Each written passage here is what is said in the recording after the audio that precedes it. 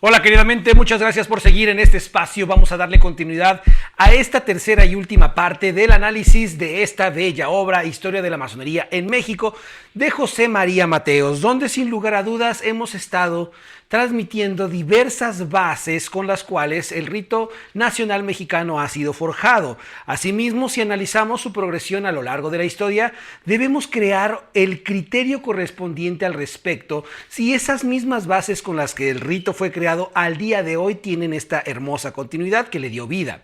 Aunque algunos ya sabrán con antelación que tristemente las bases de este rito, con sus intenciones, con todos los principios por los que fue gestado por sus 9 fundadores, al día de hoy han quedado perdidos. Pero eso no es lo interesante. Eso es parte natural de cualquier tipo de proceso dentro de la gestación de una institución o incluso de un hogar, de un matrimonio. Pero justamente ahí donde los problemas empiecen a aparecer es cuando la reinvención, la operatividad de la enseñanza debe aflorar, ya que no se trata nada más de tirar la toalla al primero o a los primeros retos con los que te encuentres. Ciertamente la masonería hoy presenta grandísimos retos que se han vuelto adversidades, que se han vuelto sufrimientos y algunos bastantes tienen solución, solamente que hay que ponerle bastante empeño, muchísima cabeza, muchísimo trabajo, situaciones que no todos los masones están acostumbrados o quieren hacer, puesto que al pertenecer a una organización masónica debemos ser conscientes que es imperfecta porque imperfectos son sus dirigentes. Así entonces, queridamente, masón ya iniciado o bien interesado, recuerda que siempre te lo hemos dicho, si te interesa esta organización, su pertenencia, ya estés iniciado o no, pero te gustaría pertenecer, lo peor que puedes hacer es ver la problemática y salir corriendo de ahí. Puesto que José María Mateos nos transmite que el masón tiene una capacidad de resiliencia interesante, de renovación sumamente importante y que muy posiblemente los poderes fácticos dentro de esta organización impiden avanzar al mismo masón, pero por gracia de la soberanía de 1 o 9 individuos, es posible gestar cambios, empezar a hacerlos para beneficio de la comunidad. Y la comunidad de lo que hizo el servicio del Rito Nacional Mexicano no fue otra cosa más que México mismo. Así que demos continuidad en esta tercera y última parte de este análisis.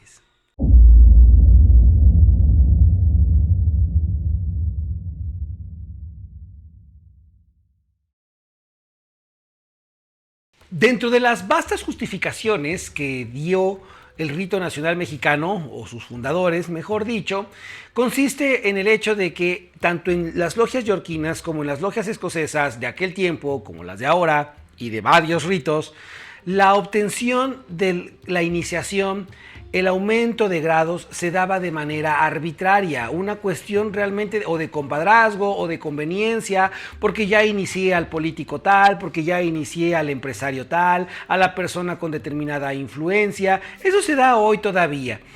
Y esto es algo que los fundadores del Rito Nacional Mexicano hacían una fuerte crítica e indicaban de qué sirve estar regulares ante las vías administrativas de otras hacia otras potencias si en el interior se operaba de forma irregular. Y esto es un problema bastante cotidiano, bastante de hoy, que desafortunadamente no tiene para cuándo acabar. Y sinceramente me alegra que así sea.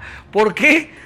Por la sencilla razón de que muchísimas personas hartas de esta situación, como en aquel tiempo, están empezando a ver otras opciones y no están cerradas a afiliarse a otras organizaciones, puesto que a pesar de que hayan visto incongruencias, irregularidades en la manera en cómo se opera la enseñanza o en el interior administrativo de cada logia, se abren hacia otras organizaciones como Sangre Masónica para poder darle continuidad a un estudio de manera más eficiente, de manera metódica.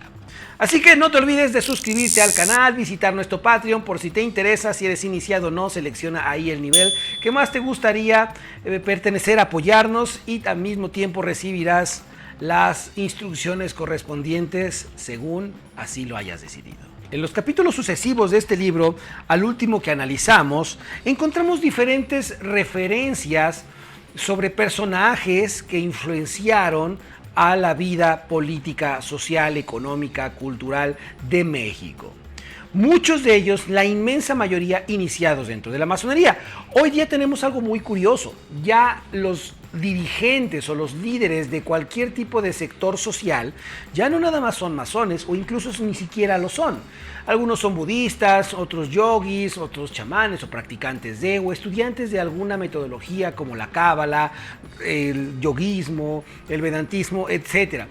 La pluralidad dentro del desarrollo de la filosofía humana ha sido tal en México que dentro de todo ha sido gracias al rito nacional mexicano que tenemos esta pluralidad de opciones para encontrar alguna metodología filosófica que se adapte a nuestras necesidades, a nuestra vibración, a nuestros gustos. Bueno, mención aparte es que no es gracias como tal al rito nacional mexicano, sino a los 9 fundadores de este rito y a los que todavía dieron continuidad en cuanto a sus principios en años posteriores.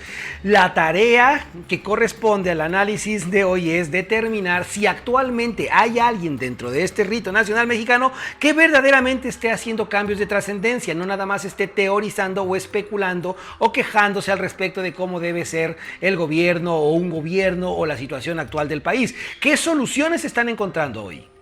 En algún punto de la obra, José María Mateos nos revela lo que ha sido en boca de muchos, secretos de otros, que efectivamente muchos masones han sido presidentes de la República, dirigentes de la Cámara de Senadores, de diputados, en posiciones estratégicas de índole o de influencia sociocultural política. Y José María Mateos hace, en particular a un presidente, al primero después de varios, donde no invitó a su gabinete a conformarse por miembros masones de su logia. Y es que desde aquí viene muchísimo del nepotismo que hoy se sigue arrastrando. Yo le quiero responder a José María Mateos en una pregunta o en una inquietud que hace a este respecto. Y es que ¿cómo va a traer a los hermanos de su logia? ¿Cómo vas a dar tú oportunidad de trabajo a los hermanos de tu logia o de cualquier otro? No se le da oportunidad solo por ser masón. Se le da oportunidad, sí, se le da a lo mejor prioridad a ellos, a nuestros hermanos, que a contratar o a darle trabajo o a dar un impulso que a otros fuera de. Pero, ¿cómo darle oportunidad a los miembros de nuestra logia si hay incompetencia en ellos, si hay corrupción, si hay conformismo, si el perfil que tienen no cubre realmente el perfil que requiere determinado puesto? Entonces, José María Mateos hace una crítica a un presidente e indica por qué no le dio trabajo, por qué no se sumó con masones a su gabinete para conformarlo. Bueno, la respuesta es esa.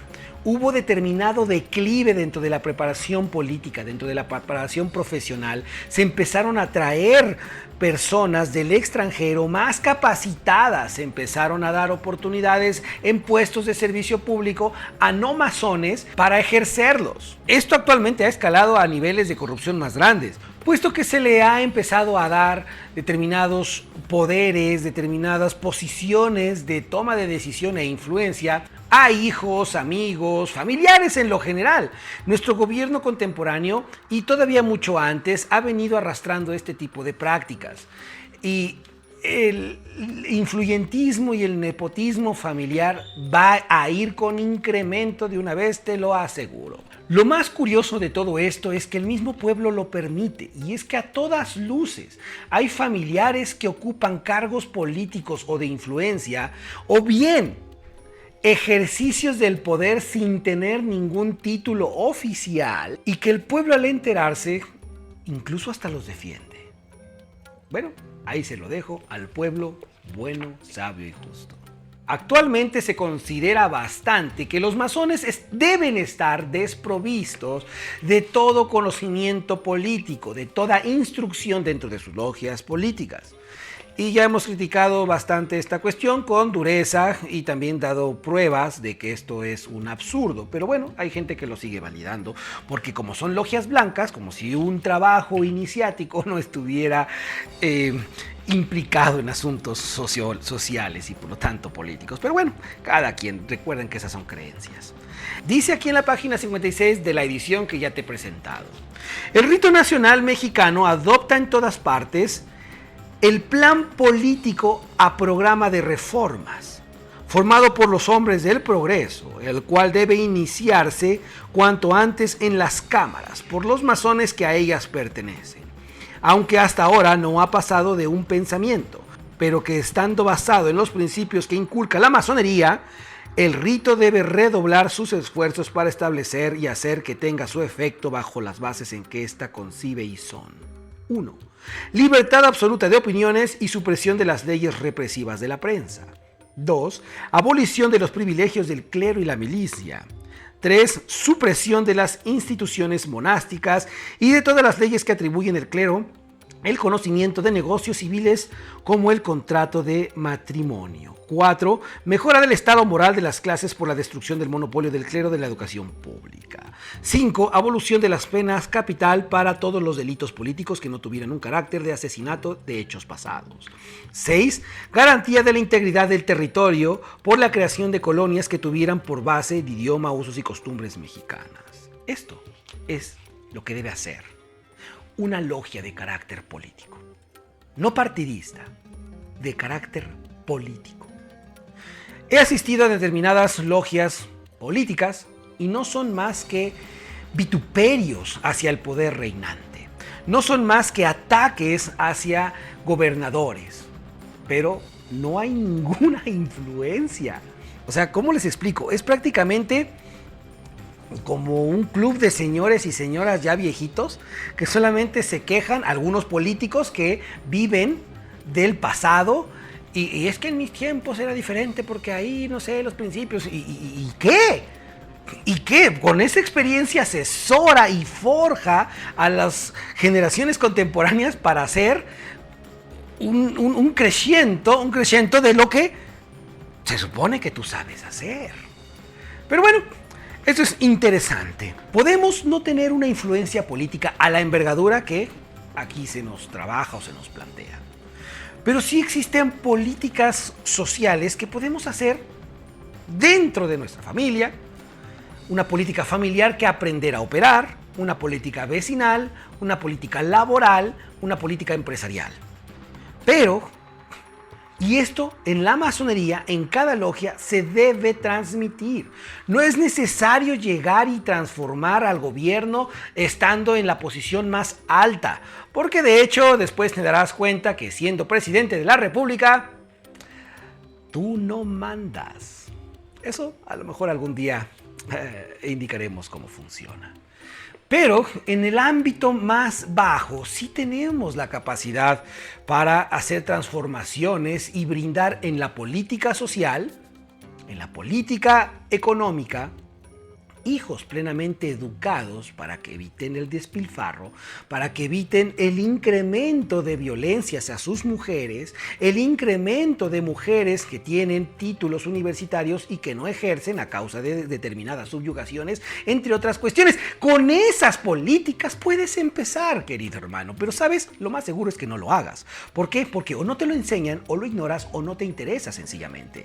Y solamente algunos pocos van a lograr captar este mensaje y hacerlo suyo, afortunada y desafortunadamente. ¿Por qué afortunadamente? Porque así nuestros hijos van a tener mayores posibilidades dentro de este mundo que sí, ciertamente es competitivo, lleno de muchísimos retos, y que si más gente estuviera preparada, tuviéramos esas posibilidades disminuyendo. Pero fíjate qué tan necia es el colectivo, que a pesar de que este mensaje, sinceramente, sea fuerte, sea necesario, no todos van a querer ejercerlo. Un punto importante que a mí me gustó dentro de los planteamientos del rito nacional mexicano está en la página 57, en el último párrafo, que versa así: quinta, que se creará y establecerá en México la masonería de adopción o del pueblo, a la que pudieran pertenecer todas las clases de la sociedad que por su honradez fueran acreedoras a ello, para poder por este medio proporcionarles la instrucción necesaria a fin de que puedan salir de la condición en que se encuentran, y que dirigida esta masonería y protegida por el rito nacional mexicano, se haga útil a la patria y a las clases mismas de que se forma, quedándose sujeta a la Cámara de Caballeros del Águila Mexicana. Una joya es. Cuando leí este libro hace unos 7 años, fue la base para gestar todo el contenido que públicamente hacemos en YouTube, en TikTok principalmente. Muchas redes sociales, otras las tenemos totalmente descuidadas y ajenas a esto. Pero es que si hay algo útil que estés trabajando dentro de tu logia, ¿hay manera en que lo puedas sacar para el beneficio del pueblo? Acabo de decir hace unos segundos atrás uno de los planteamientos importantes que, como todo masón o toda persona ajena a la masonería, debe implementar políticas familiares útiles hacia la sociedad.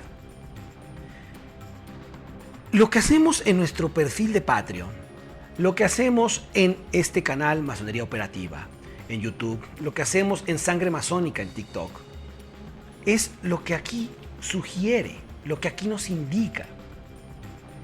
De una u otra manera, contribuir a que la sociedad sepa un poco o mucho de lo que transmitimos en nuestras logias, solo que sin tecnicismos. Ya será cuestión de cada individuo suscribirse y darle like a nuestros contenidos y compartirlo, darle una secuencia, porque aquí hemos transmitido diferentes métodos para la resolución de conflictos. Hemos transmitido la importancia de conocer las falacias argumentativas para lo mismo, los sesgos cognitivos, historia, saber opinar, la dialéctica, la retórica, filosofía. Y hay canales y apartados en YouTube muchísimo mejores que estos, por supuesto, con gente realmente más capacitada que yo. Pero la audiencia prefiere canales de risa, canales de relajo, de datos curiosos, de vituperios políticos y no de educación política, no de educación integral.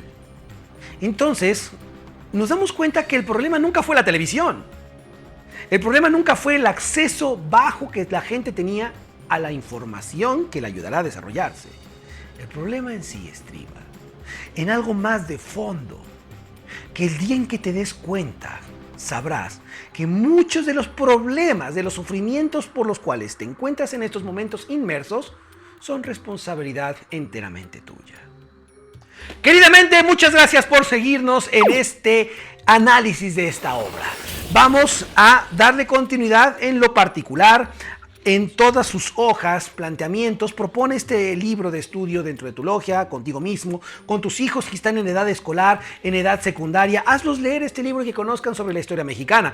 Si estás en cualquier otro país, seguramente hay algo similar, porque en Occidente y Latinoamérica fungió bastante la masonería para contribuir a hundirlo o a enaltecerlo. Aquí mismo se relata muchas de las cosas que se vieron ya en el Cono Sur en la década de los 50, un poquito más atrás, hasta entrados incluso los 2000, las dictaduras militares. Muchos gobernadores de México llegaron a ser militares, y aquí explica por qué y las razones, y bueno, acá también nos narra los efectos adversos que tuvo como resultado tener a militares en el gobierno. Pero no por el hecho de ser militares, sino por el hecho de que los militares saben recibir órdenes, están también muy en lo general. Bueno, no voy a decir nada al respecto, pero sí hay mucho resentimiento y aparte esos jefes y gobernadores militares que gobernaron algunas entidades de la República Mexicana tenían órdenes explícitas. Hoy día estamos viviendo una militarización muy interesante a este respecto, enmarcada de un gobierno o una protección civil con fondos militares. Bueno, están ya sucediendo diferentes estragos, planeándose diferentes cuestiones, aún a la sombra. José María Mateos, como parte de la historia, nos indica algo sumamente interesante. Estúdiala, porque si no, lo vas a repetir en tu contemporaneidad. Hasta luego, queridamente, y recuerda ser un león en la tierra y un águila en el cielo. Ley y enseñanza.